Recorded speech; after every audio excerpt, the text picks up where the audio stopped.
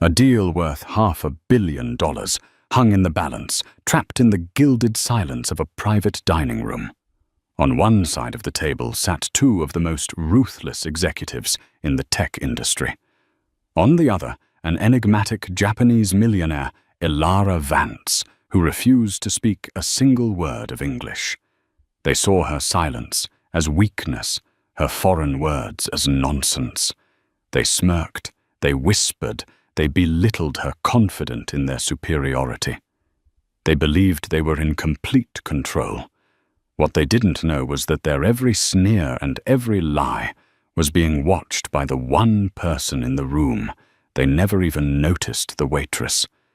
The air in the private dining room of Aurelia, one of downtown Manhattan's most exclusive restaurants, was thick enough to be cut with the sterling silver knives laid on the table. It was an atmosphere of forced patience, a palpable tension simmering beneath a veneer of corporate civility. The room was a statement in itself. Walls paneled with dark, polished mahogany. A crystal chandelier that dripped light onto the table like frozen tears, and a single vast window offering a godlike view of the sprawling city lights below. On one side of the expansive table sat Richard Sterling and Marcus Thorne. Richard, the CEO of Sterling Innovations, was a man in his late 50s with a mane of silver hair that looked meticulously sculpted and a smile that never quite reached his cold, calculating blue eyes. He exuded an aura of old money and unshakable power. Beside him, his vice president of acquisitions, Marcus, was a younger, sleeker version of the same predator. His suit was sharper, his smile wider, but his eyes held the same hungry glint. They were here to close the deal of a lifetime, the acquisition of Vance Robotics, a Japanese firm at the forefront of bio-integrative AI. And on the other side of the table was the reason for their anxiety. Elara Vance. She was not what they had expected. Her name, Vance, was from a brief, long-ago marriage to an American academic, but her entire being was a portrait of Japanese grace and austerity. She was perhaps in her late 60s, her posture ramrod straight, her silver-streaked hair pulled back in a simple, elegant knot. She wore a modest dark silk dress, unadorned with any jewelry, save for a simple jade ring. Her face, a mask of calm impassivity, gave away nothing. Accompanying her was her trusted aide, a younger man named David Chen, who sat slightly behind her, his expression a perfect mirror of his employer's stoicism. The problem began the moment she arrived. After the initial greetings, facilitated by David, Elara Vance had spoken. But her words were not the crisp, accented English they were prepared for. They were Japanese, soft, melodic, and utterly incomprehensible to Richard and Marcus. "Mr. Sterling, Ms. Vance is pleased to be here and appreciates you hosting this dinner." David had translated his own English impeccable. Richard had forced a laugh. Of course, a pleasure. Please tell her we are honored." As the appetizers were served, a delicate arrangement of seared scallops and yuzu foam, Richard tried again. "Ms. Vance, your work in neural interfacing is simply revolutionary. We believe that combined with our global distribution network, we can change the world." He paused, beaming, waiting for the translation. David leaned in, murmured to Elara in Japanese, and she responded with a short, quiet phrase. David turned back. "Ms. Vance understands the potential synergies." The conversation, if it could be called that, continued in this stilted, frustrating manner for nearly an hour. Richard and Marcus would deliver a paragraph of enthusiastic corporate flattery, which David would condense into a whisper, receiving a one-sentence reply that he would then translate back. It was like trying to play tennis with a brick wall. Marcus was losing his patience. He leaned towards Richard, cupping his hand to his mouth in a poor attempt at subtlety. What is this, Richard? Is this some kind of power play? Forcing us to go through him for everything she's making us beg. Richard's smile was tight, a mask of professionalism cracking at the edges. Stay calm, Marcus. This is how they do business. It's about respect hierarchy. Just play the game. The prize is worth $500 million. But it felt like more than a game. Elara Vance's eyes, dark and intelligent, seemed to follow their every move. She rarely looked at David when he translated, but instead watched them, her gaze unwavering.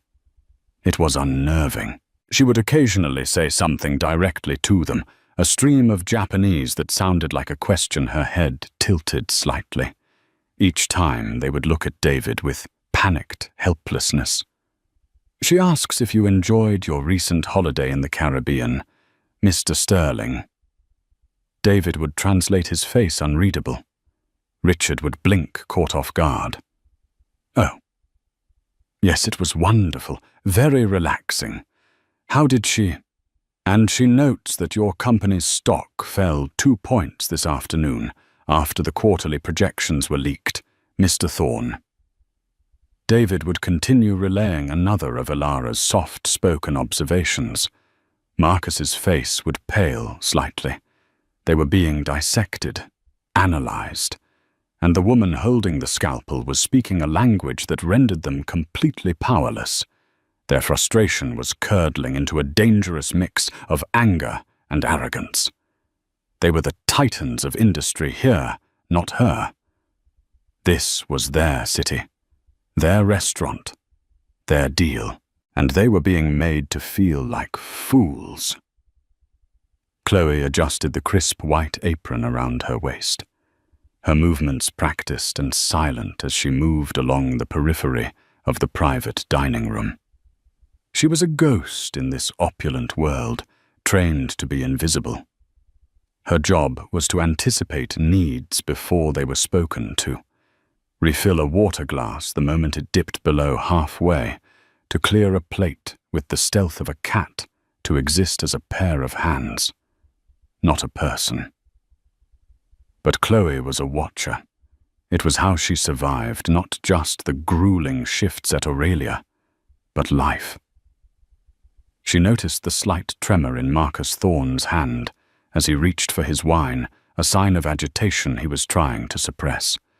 She saw the way Richard Sterling's affable smile was a thin, brittle shell over a chasm of impatience. Most of all, she watched Elara Vance. To Richard and Marcus, the woman was an obstacle, a bizarre, foreign enigma. To Chloe, she was something else entirely. She was familiar. Chloe had grown up in Kyoto. Her father was a cultural attaché at the American Embassy, a quiet academic who had fallen in love with the country and raised his daughter there for 15 years. She had attended a local Japanese school, her days filled with the rigorous cadence of the language, her friendships forged in its nuances. Japanese wasn't just a second language to her. It was the language of her childhood, of scraped knees and first heartbreaks, of whispered secrets with her best friend Aiko. It was the language she still dreamt in, sometimes. Now working 2 jobs to pay her way through a fine arts degree at NYU those years felt a lifetime away. Here she was, just Chloe, the quiet waitress. No one knew that the soft flowing words spoken by Elara Vance were as clear as day to her, and what she heard made the fine hairs on her arms stand up. She heard the translations David Chen provided, and they were accurate, but they were also incomplete. They were literal. They were the sterile, functional words of a professional interpreter. What they lacked was the soul, the subtle honorifics, the intricate subtext that was woven into every syllable Elara Vance spoke. When Elara had asked about Richard's vacation, her tone hadn't been merely inquisitive. There was a layer of polite, almost surgical precision, a phrase that subtly implied, "I know you were conducting unofficial business on that trip." When she had mentioned Marcus's stock, dropping her choice of words was not just an observation. It was a delicate yet unmistakable expression of disappointment, the kind a teacher might use for a promising student who had failed a simple test. She was speaking in a highly formal, almost courtly dialect of Japanese one that conveyed immense authority and intellect. Chloe watched as Marcus, growing bolder with his frustration, launched a new tactic, a condescendingly simple English spoken loudly, as if Elara were deaf or simple-minded. "We are offering you a very good price," he said, holding up his fingers. "Lots of money." Chloe flinched.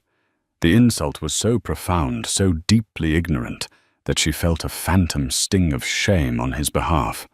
She saw Elara Vance's eyes for a fraction of a second flicker with something that looked like pain. Not anger, but a deep, weary sadness. David Chen's jaw tightened, but he remained silent, translating Marcus's boorish words dutifully. Elara responded, her voice still quiet, but with an edge, a sharpness that wasn't there before. David translated, "Ms. Vance understands the financial offer." But what Elara had actually said was, "Please tell this child that the buzzing of a fly is more disruptive to my thoughts than his shouting." Chloe nearly dropped the silver water pitcher she was holding. She steadied herself against the wall, her heart hammering. This wasn't a negotiation. It was a disaster. These men, in their blind arrogance, were dismantling a $500 million deal with every condescending word. And Elara Vance was letting them. She was observing their disrespect, cataloguing it, her silence a vessel for their contempt. The final straw came when Richard, convinced that the woman across from him was either playing a foolish game or was genuinely incompetent, decided to discuss strategy with Marcus openly, right at the table. "Look, this is going nowhere," Richard muttered, leaning across the table as if Elara and David were merely furniture. "Let's just get to the final offer. We'll cut out the performance incentives for her executive team. She clearly can't manage them if this is how she behaves. We can absorb them into our own structure and save 20 million off the top. She'll never even know the difference. Just tell her it's a streamlined final offer." Marcus grinned, a flash of predatory teeth. "Brilliant. She's lost in her own world. He'll just translate whatever we tell him to." Chloe stood frozen by the service door, the cold metal of the handle pressing into her back. They were going to defraud her, right here in front of her, using her own childhood language as a shield for their deceit. They assumed her inability to speak English equated to an inability to understand complex deal structures. They saw a woman, not a titan. They saw a foreigner, not a genius.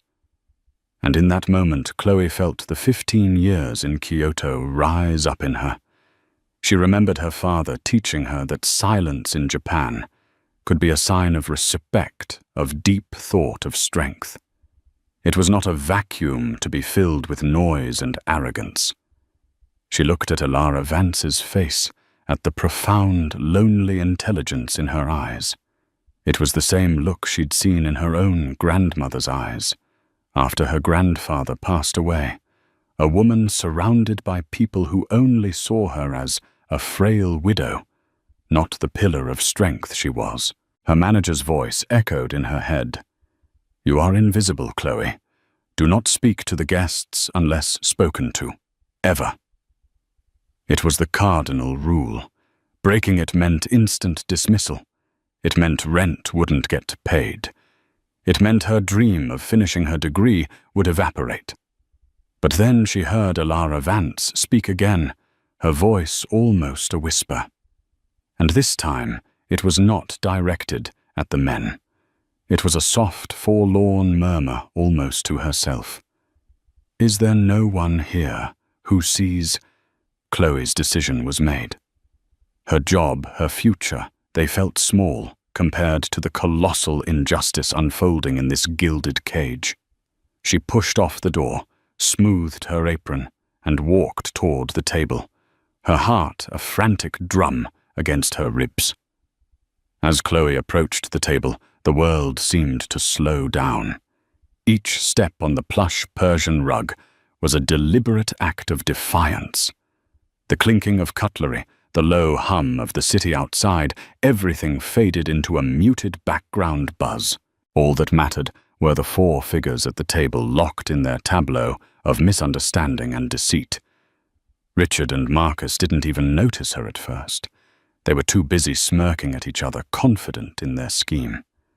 David Chen's head was bowed slightly, a portrait of resignation. Only Elara Vance's eyes lifted to meet Chloe's. For a fleeting second, Chloe saw a flicker of surprise in them, a momentary crack in the serene facade. Chloe stopped not beside Richard or Marcus, but at a respectful distance from Elara's side of the table. She took a slow, deep breath, the sterile, air-conditioned air, feeling thin in her lungs. This was it. She bowed. Not a deferential servant's nod, but a deep, formal bow from the waist, the kind she hadn't performed in years. It was a bow of profound respect, one reserved for an elder, a teacher, a person of immense status. The gesture was so unexpected, it sliced through the room's tension. Richard and Marcus stopped talking, their heads snapping in her direction. "What the hell is this?" Marcus muttered, a sneer twisting his lips. "Can we get some more wine here? Or—" His voice trailed off as Chloe straightened up, looked directly at Elara Vance, and spoke. Her Japanese was flawless. It was the Kyoto dialect of her youth, formal, humble, and clear as a temple bell. "Vance-sama." She began using the highest form of address, one that bordered on reverence. "Forgive my unforgivable impudence. I am but a humble servant here. However, to stand by and witness this discourtesy is a stain upon this house and my own honor. If you would permit me, I can help." The silence that followed was absolute. It was a stunned, deafening void. Richard and Marcus stared at her, their mouths literally agape. It was as if a piece of furniture had suddenly recited Shakespeare. This girl, the one who had been silently refilling their water, who they hadn't given a second glance, was speaking the very language that had been their wall of frustration all evening. David Chen's head shot up, his eyes wide with disbelief. He looked from Chloe to Elara, his professional composure completely shattered for the first time. But the most profound reaction came from Elara Vance herself. The impassive mask she had worn all night crumbled. Her eyes, which had held a universe of lonely wisdom, welled up with sudden glistening tears. Her lips parted slightly, and a small, choked sound escaped her. It was a sound of immense, soul-shattering relief. It was the sound of a prisoner who, after years in solitary confinement, finally hears a voice speaking their native tongue. She responded to Chloe, her own voice, thick with emotion, yet still retaining its innate elegance. You understand?" She asked, her words a fragile whisper. "You understand what has been said?" "The meaning behind the words. I understand everything." "Vance-sama." Chloe replied, her own voice steady, despite the adrenaline coursing through her. "I grew up in Kyoto. I hear not only your words, but your heart." This exchange, lasting no more than 10 seconds, completely reconfigured the power dynamic in the room. Richard and Marcus were no longer in control. They were outsiders, locked out of a conversation that was suddenly flowing with more genuine emotion and meaning than anything they had managed in 2 hours. What is she saying? Richard demanded, his voice sharp with suspicion. He pointed a finger at Chloe. Who are you? What did you say to her? Chloe did not look at him. Her attention remained entirely on Elara. She was no longer just a waitress. She was a conduit, a bridge over a chasm of cultural ignorance. Elara. Vance, with tears now tracing silent paths down her cheeks, gestured a frail, elegant hand toward the empty chair beside her. It was an invitation, an order. She spoke again, a short, clear sentence in Japanese. David Chen, finally finding his voice, translated for the bewildered executives, though his eyes were fixed on Chloe with a look of awe. Miss Vance requests that the young lady join them at the table. Marcus scoffed in disbelief. Join them? She's the waitress. This is insane. But Richard Sterling, for all his arrogance, was a man who understood power, and he could feel it shifting in the room as surely as a tide. The quiet Japanese woman was no longer a passive object. She had found a voice, and that voice belonged to the girl in the white apron. He fell silent, watching his mind racing to calculate this new, impossible variable. Chloe hesitated for only a moment. Then, with a quiet grace she didn't know she possessed, she pulled out the chair and sat down. The world had just turned upside down, and somehow she was at its center. Seated at the mahogany table, the fine linen of the napkin feeling alien in her lap, Chloe felt a profound sense of surreality. The crystal glasses, the ornate silverware, the half-eaten plates of Michelin-starred food, they were artifacts from a world she served, not one she inhabited. Yet the gaze of Elara Vance anchored her, imbuing her with a purpose that dwarfed her anxieties. Richard and Marcus watched their faces a mixture of confusion and fury. This was a flagrant breach of every protocol they understood. I think we deserve an explanation, Richard said, his voice dangerously low. He addressed David Chen, but his glare was fixed on Chloe. What is going on? Before David could speak, Elara addressed Chloe directly in Japanese.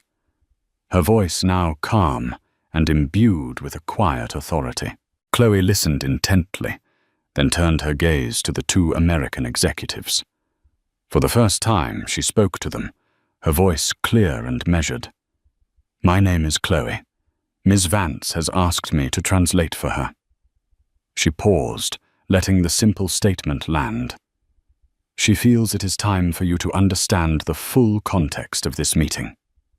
David Chen nodded slowly, giving Chloe his tacit permission. He understood. His role as a purely professional translator was insufficient for what was needed now. What was needed was a human connection. Chloe turned back to Elara, who began to speak. She didn't speak of business of robotics or stock prices. She spoke of a rainy Tuesday in Tokyo 6 months ago. She spoke of a black car, a slick road, and the screech of tires that was the last thing she remembered before waking up in a world of muted colors and confusing sounds. As Elara spoke, Chloe translated her voice, becoming a vessel for the older woman's pain and frustration. 6 months ago. Chloe began her words, painting a stark picture in the opulent room. Ms. Vance was in a serious car accident. She sustained a traumatic brain injury, specifically to the parts of her brain that control language processing Broca's and Wernicke's areas. She paused. Richard and Marcus exchanged a look of disbelief. Her cognitive functions. Chloe continued, the words flowing through her memory, her intelligence, her brilliant engineering mind. They are all perfectly intact. She is the same woman who built a global empire from nothing, but the injury has caused a specific and rare form of expressive aphasia. Chloe took a breath, ensuring she conveyed the gravity of the situation exactly as Elara was expressing it. When she is under stress, her brain defaults. It reverts to its most fundamental pathways. For her, that is her native language. The English she learned in her 20s is inaccessible, a locked room in her own mind. The more she tries to force the words, the more they slip away. The story hung in the air, heavy and shocking.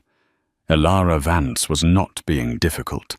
She was not playing a power game. She was wounded. She was trapped inside her own brilliant mind, able to understand everything, but unable to command the language her audience required. Why wasn't this disclosed? Marcus blurted out, his tone more accusatory than sympathetic. We've been wasting our time here. Elara's eyes flashed, and she spoke a sharp, single sentence. Dignity is not a line item in a quarterly report. Chloe translated her voice as sharp as Elara's. Ms. Vance did not want to be defined by her injury. She did not want pity, nor did she want to be seen as a liability by the company she dedicated her life to building. This deal is not just an acquisition for her. It is her legacy. She has to know that the people she is entrusting it to are people of character, not just opportunists. Chloe's translation was imbued with the fierce pride she heard in Elara's Japanese. She came here tonight to look you in the eye, to gauge your character, your patience, your empathy. She believes you can learn more about a person from how they act when they are confused than when they are comfortable. A wave of shame so potent it was almost visible should have washed over Richard and Marcus. Their condescension, their loud, slow-talking insults, their whispered conspiracy to cheat her, all of it had been a test they had failed spectacularly. But shame was not a currency Richard Sterling dealt in. He saw not a tragedy, but an opening, a weakness to be exploited. His mind, ever the calculator, was already re-evaluating the deal based on this new information. A vulnerable seller, a seller with a brain injury. He leaned forward, his earlier frustration replaced by a slick, predatory sympathy. Miss Vance. Elara. My God, that's terrible. We had no idea. Please accept our deepest apologies. Of course we understand. And we want to help. His eyes gleamed. In fact, this makes everything so much simpler. We can take the burden off your shoulders. We can expedite the deal, handle the details, so you can focus on your recovery. There's no need to trouble you with the complex clauses and performance metrics. Marcus quickly caught on his expression, shifting to one of mock concern. Yes, absolutely. The last thing you need is more stress. We can sign a letter of intent tonight, a simple one, just to get the ball rolling, for your own good. Chloe felt a chill creep up her spine as she translated their words. She relayed the meaning, the sympathetic tone, but she also saw the truth behind their eyes. They were sharks that had just scented blood in the water. They weren't seeing a person to be respected. They were seeing a target to be taken down. Elara Vance listened to the translation, her face unreadable once more. She then looked at Chloe, and in her eyes, Chloe saw a flicker of the same weary disappointment she had seen earlier. The test was not over. In fact, it had just entered its most dangerous phase. The dinner was no longer a dinner. It was a battlefield, and Chloe, the waitress, was now standing on the front line, armed with nothing but her understanding of 2 languages and a growing sense of dread. The air, which had briefly cleared with the honesty of Elara's confession, was now thick with a new kind of poison predatory opportunism. Richard slid a leather-bound folder from his briefcase and placed it in the center of the table. It landed with a soft, definitive thud. "This is our revised offer," he announced, his voice smooth as silk. It's simplified, much more straightforward. It accelerates the payout and places the operational transition entirely in our hands. It's a turnkey solution designed for your peace of mind, Elara. He was using her first name now. The false intimacy was nauseating. Chloe felt a knot of anxiety tighten in her stomach. She was a fine art student. She knew about Renaissance painters and modernist sculpture, not leveraged buyouts and equity transfers. But she had to try. She had to be more than a mouthpiece. Elara gestured for Chloe to examine the document. As Chloe picked it up, she felt the weight of it. The cold, smooth paper, filled with dense, legalistic text. She began to read the key clauses aloud to Elara in Japanese, her voice slow and careful. As she did, she could feel Richard and Marcus watching her, their patience already wearing thin. Clause 7b, Richard interrupted, is a standard indemnity clause, just legal boilerplate. We can skip that. Section 12, Marcus added, just outlines the redundancy protocols for her executive team. It's really just a formality. They were trying to direct her to control the flow of information, but as Chloe read, certain phrases snagged her attention. She had spent enough late nights helping her diplomat father proofread documents to recognize the scent of deliberately obtuse language. "One moment," Chloe said, holding up a hand. She looked at Elara and switched to Japanese. "Vance-sama. They are glossing over these sections, but the language here is evasive. Clause 7b is not a standard indemnity clause. It appears to give their company unilateral power to renegotiate all of Vance Robotics' existing intellectual property licenses after the merger. They could sell off your core patents." Elara's eyes narrowed almost imperceptibly. She gave a slight nod for Chloe to continue. "And Section 12.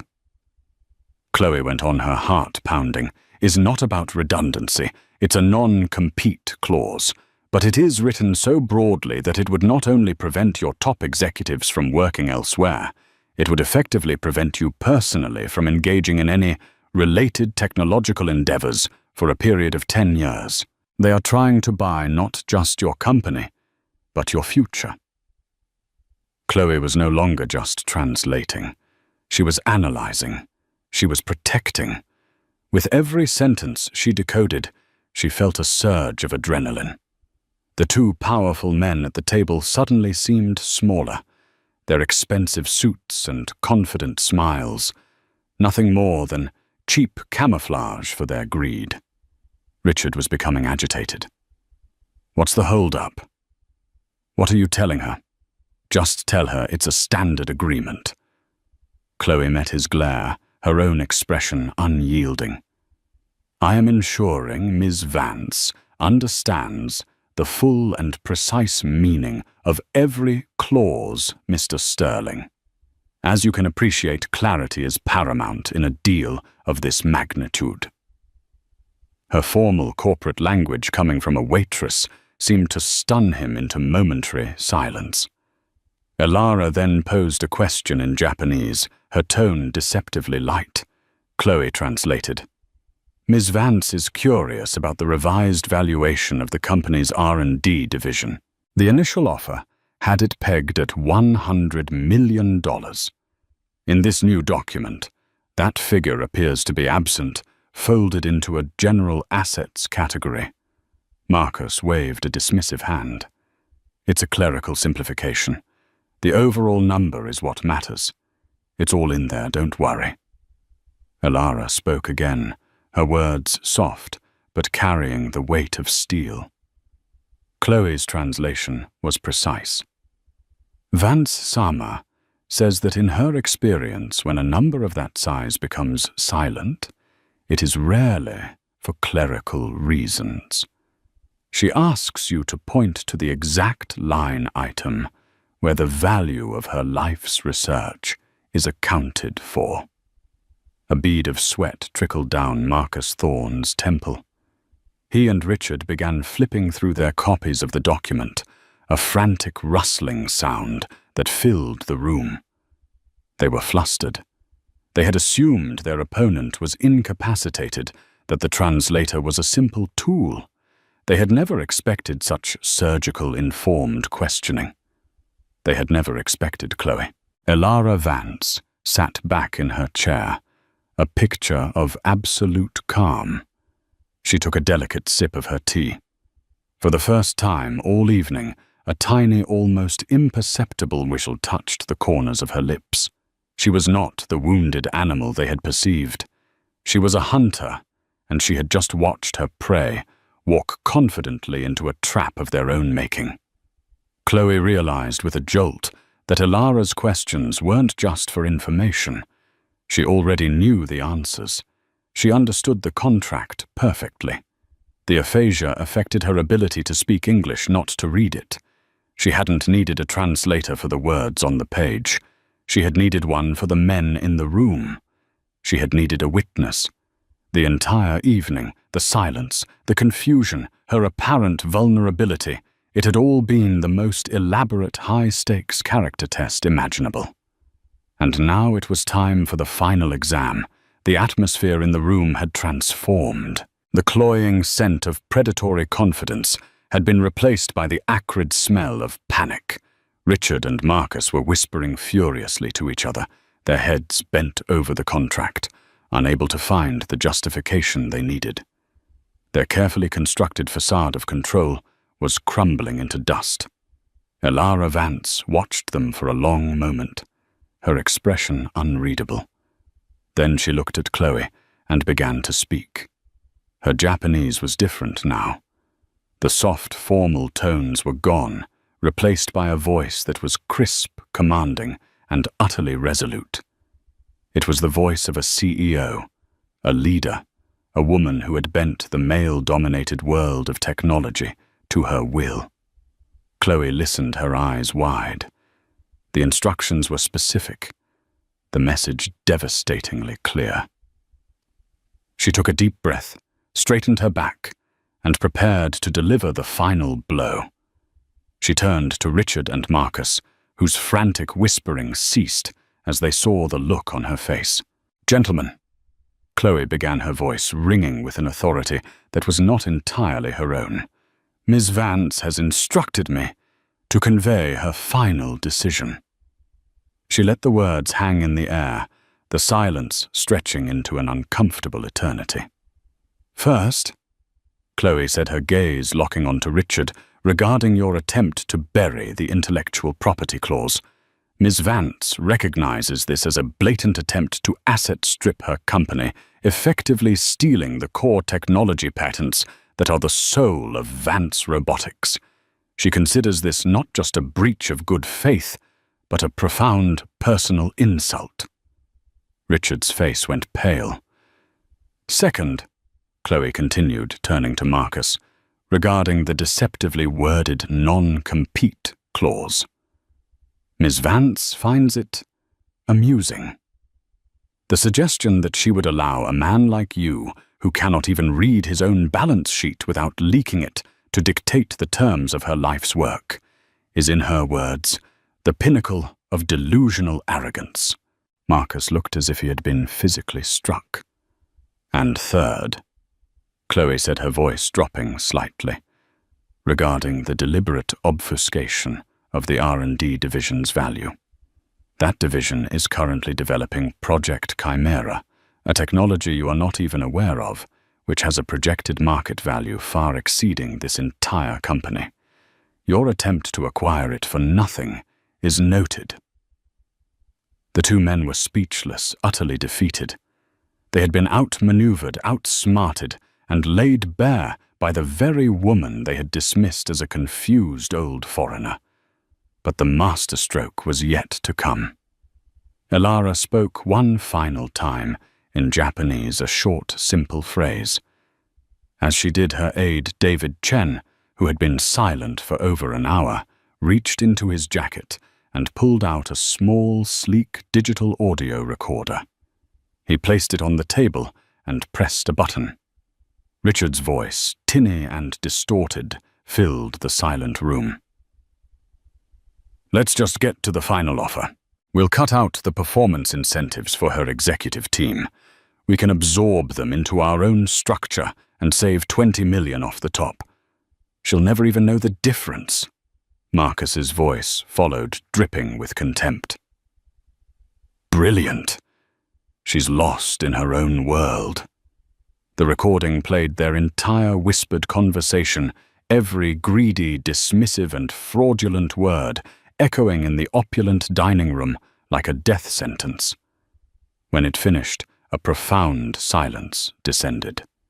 Richard Sterling looked ashen, his silver hair suddenly seeming less distinguished and more like the mark of an old, tired fool. Marcus Thorne was staring at the recorder as if it were a venomous snake. And then the final miracle happened. Elara Vance looked across the table directly at Richard and Marcus. She leaned forward slightly, and in a voice that was quiet, raspy from disuse, but perfectly chillingly clear, she spoke her first English words of the night. "I believe," she said, her accent a faint, elegant melody, "this negotiation is over." The shock was absolute. It was a thunderclap in a silent church. The locked room in her mind had been opened. Perhaps it was the release of stress, the adrenaline of victory, or simply the sheer force of her will. But she had broken through the aphasia. She stood up, her posture regal. David Chen held her chair. She gave a slight, almost imperceptible nod to Chloe, a gesture of immense gratitude and shared victory. Then, without another glance at the two ruined men, she turned and walked out of the room, leaving behind the wreckage of a $500 million deal and two careers that were for all intents and purposes finished. The sound of the door clicking shut was the loudest noise Chloe had ever heard. Of course, here is a rewritten and significantly expanded version of Part 7, delving deeper into the emotional and psychological aftermath for Chloe, drawing out the tension and making the life-changing offer a more detailed and profound moment. Chloe stood alone in the private dining room, a ghost in a gilded cage that had suddenly become a tomb. The silence left in Elara Vance's wake was not peaceful. It was a physical presence, a high-pitched ringing in her ears that was the sound of her life teetering on a knife's edge. The rich scent of roasted duck and truffle oil now seemed cloying and decadent, the smell of a world she had just violated. Richard and Marcus had vanished, like apparitions, their panicked retreat, leaving behind a tangible aura of disgrace. They had left everything, briefcases agape, pens, and the fraudulent contract sitting squarely in the center of the table, a monument to their greed. The adrenaline that had sharpened her senses and steadied her voice began its cruel retreat, leaving a cold, trembling weakness in its place. She reached out and touched the back of the mahogany chair she had sat in the wood, still warm. It was the only thing that felt real. Had that all just happened? Had she? Chloe, a fine arts student who supplemented her ramen noodle diet by serving canapes to the 1% just committed career suicide in the most spectacular fashion imaginable. Her heart hammered against her ribs, each beat a frantic question. What have I done? What have I done? The cardinal rule, the one branded into every server at Aurelia, screamed in her mind. You are invisible. You are silent. You do not exist. She had not only existed, she had appointed herself judge, jury, and translator. The service door swung open with a violent slam, and her manager, a severe man named Mr. Dubois, with a perpetually pinched face, stormed into the room. His face was a mottled shade of crimson, his eyes blazing with a fury that made Chloe's blood run cold. Chloe, he hissed his voice, a low, dangerous weapon. He didn't shout. It was far more terrifying than that. Do you have any idea what you have just done? Chloe stood frozen, her hands clasped behind her back, in a posture of ingrained servitude. Mr. Dubois, I can explain. Explain. He let out a short, incredulous laugh that had no humor in it. Explain what?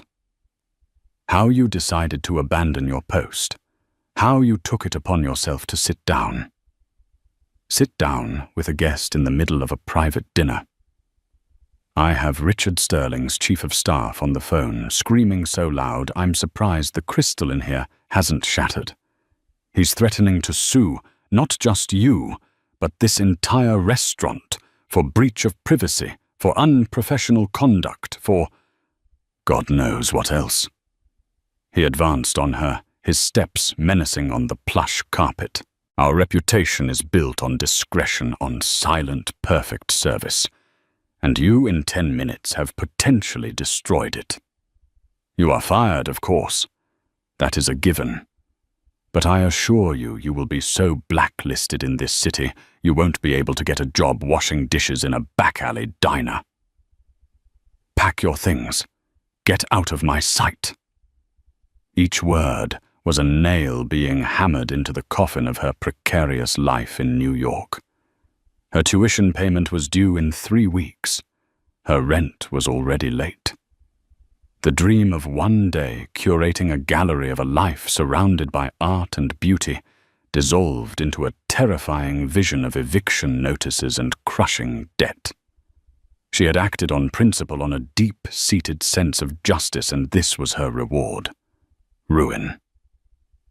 As Chloe opened her mouth to speak, though she had no words to offer, the dining room door opened again, this time with a soft, deliberate click. David Chen stood on the threshold, his presence instantly commanding the space. His suit was immaculate, his expression utterly calm, but his eyes held a cold fire that made Mr. Dubois's theatrical rage look childish. "I believe you are mistaken," David said, his voice quiet, yet carrying an authority that sliced through the manager's tirade. He took a step into the room, his gaze fixed on Mr. Dubois. Miss Chloe was not acting on her own accord. She was acting on a direct and explicit request from my employer, Ms. Elara Vance. Mr. Dubois blinked, his momentum broken. What? That's impossible. She was providing a service that neither you nor your esteemed guests were equipped to offer clarity and respect. David continued, his tone unwavering. He took another step, and the manager instinctively took one back. The power dynamic had been redrawn in an instant. As for Mr. Sterling, I would advise him to be very careful about making threats. We have a recording of him and Mr. Thorne conspiring to commit wire fraud and contractual deception. My next call is to our legal team. His chief of staff will soon have far more pressing concerns than the conduct of a waitress. The color drained from Mr. Dubois's face. The name Vance, which before had just been a name on a reservation, now landed with the weight of a global corporation and its army of lawyers. David's attention shifted from the stunned manager to Chloe. The coldness in his eyes vanished, replaced by a genuine warmth and a profound look of respect that felt more valuable than any paycheck. Ms. Vance would like to speak with you. She is waiting in her car downstairs. Please come with me. He said it not as an order, but as a gentle invitation. He then turned his head slightly towards Mr. Dubois. See to it that her personal belongings are gathered and delivered to the address I will provide. She will not be returning. Without another word, he held the door open for Chloe. She walked past her former manager, who stood gaping like a fish, his authority utterly dismantled. She didn't look back. She walked through the bustling main dining room, where other servers and staff paused their work to stare whispering behind their hands. She was a curiosity, a scandal in motion. She felt their eyes on her back as she shed her white apron, folding it and placing it on a service counter, a final symbolic act of leaving that world behind. She followed David out of the gilded restaurant and into the cool, damp night air of Manhattan. At the curb, a sleek black Rolls-Royce was purring its engine, a barely audible hum. It wasn't just a car. It was a vessel from another dimension, a silent, imposing statement of power. David opened the rear door, and Chloe, feeling as though she were stepping into a dream, slid inside. The door closed with a heavy, satisfying thud and the chaotic symphony of the city. The swans, the horns, the chatter was instantly muted, replaced by an unnerving, profound silence. The interior was cavernous, smelling of rich leather and the subtle clean scent of jasmine. Across from her, illuminated by the soft glow of the cabin lights and the passing street lamps, sat Elara Vance. She looked tired, her face etched with a weariness that hadn't been there in the restaurant. The immense effort of the evening of maintaining her composure, of forcing her mind to reclaim a language held captive by trauma, had clearly taken its toll. She leaned her head back against the plush headrest. Her eyes closed for a long moment. When she opened them, they were fixed on Chloe, and they were filled with a deep, soulful gratitude. The silence Elara began her English quiet, but steady, each word seeming to cost her a small measure of energy. It is a very lonely place, Chloe. For 6 months I have been adrift in it. People either shout at me as if I am a fool, or they speak about me as if I am not there. Tonight, you gave me my voice back, not just by speaking my language, but by hearing what I did not say. Chloe was overwhelmed, twisting her hands in her lap. I don't know what to say, Ms. Vance. I thought I was going to be fired. I was terrified. I grew up in Kyoto. My father was a diplomat, and to hear them the way they spoke to you, the disrespect, I couldn't just stand there. Elara's lips curved into a soft, genuine smile. I know. I saw it in your eyes, long before you approached the table. I saw you flinch when Mr. Thorne shouted. I saw your jaw tighten when Mr. Sterling began his conspiracy. I was watching them, but I was also watching you. She leaned forward, her intensity filling the small space. The accident changed everything for me. It showed me how quickly the world can turn on you. The moment they sense a weakness, the sharks begin to circle. My company, the legacy I have built for 40 years, is vulnerable. I need to find a successor, a partner, someone to protect it. But how can I trust anyone's motives now? Everyone who approaches me sees either a victim to be pitied or an opportunity to be exploited. The world I have found is full of Richards and Marcuses.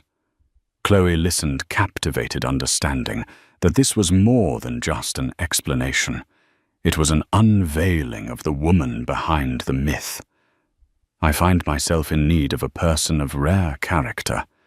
Elara continued, her gaze unwavering. This is not a job offer for a translator. It is an offer for a new path. I need someone on my personal staff who understands nuance, who values integrity over ambition. Someone who can be my eyes and ears, who can sit in a room and see not just what is being said, but what is being felt. I need someone to be my integrity check. She let the words settle, giving Chloe a moment to absorb them. I have a foundation, Elara said, her voice filled with a new passion. The Vance Foundation for Arts and Innovation. It funds 2 things that I believe are the pillars of the future: brilliant female engineers and daring young artists. It is my true legacy. I want you to work with me there, to help me find the next generation of creators and builders, to travel with me, to be my aide, my advisor, and my confidant. She paused again, a shrewd, calculating light, the one that had built an empire, returning to her eyes. I am aware that you are a student. Your education will not be interrupted. It will be underwritten.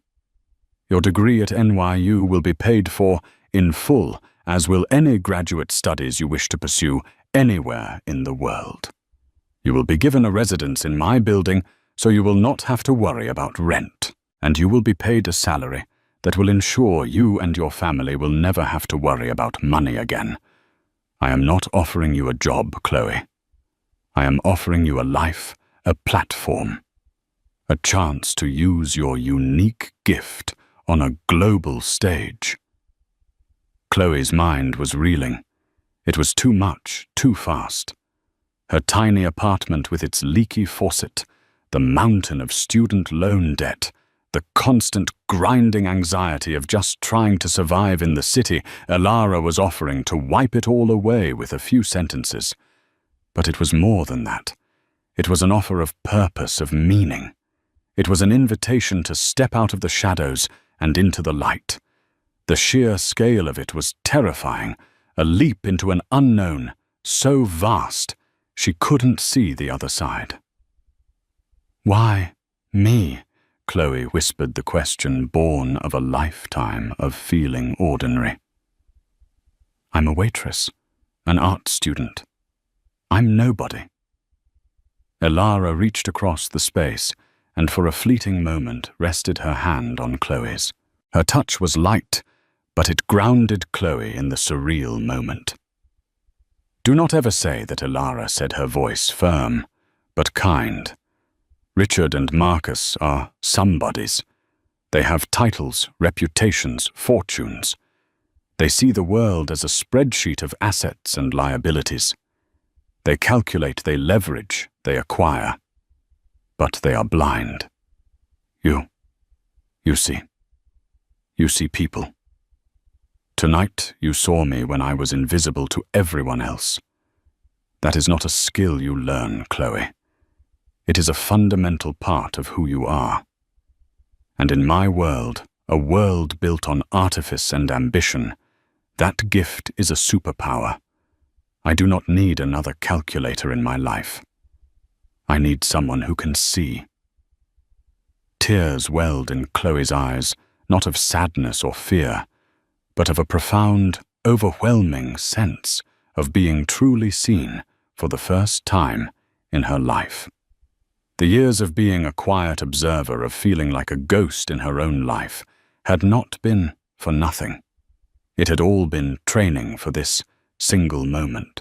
She took a deep, shaky breath, the air in the silent car, feeling charged with her future.